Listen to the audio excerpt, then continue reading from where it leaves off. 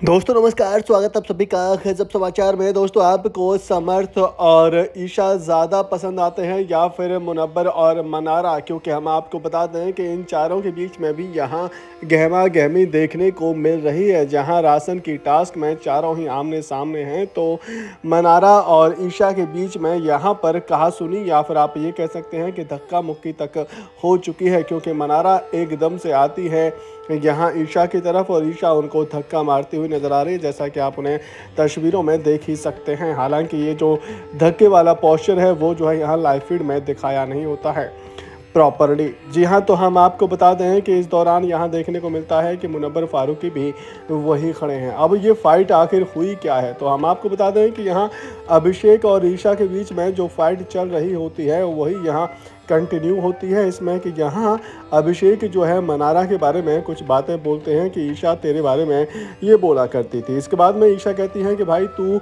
इतने ही ग्रजेस अगर मेरे खिलाफ रखती है तो फिर मेरे मुंह पर क्यों अच्छी बनती है, मेरे मुंह पर भी आप अपना वही फेस दिखाया करो जो आपका एक्चुअल में है। तो इस पर यहाँ ईशा जो है भड़क जाती हैं और फिर इन दोनों के बीच में यहाँ बहस होती है। और ये जो बहस है वो इतनी बढ़ जाती है कि यहाँ मनारा जैसे ही ईशा के पास आती है तो ईशा धक्का मार देती है और फिर यहाँ से भड़क जाते हैं मुनव्वर फारूकी का कहने का मतलब होता है कि भाई आप जो है फाइट इतनी करो जितनी कि आप झेल सकते हो।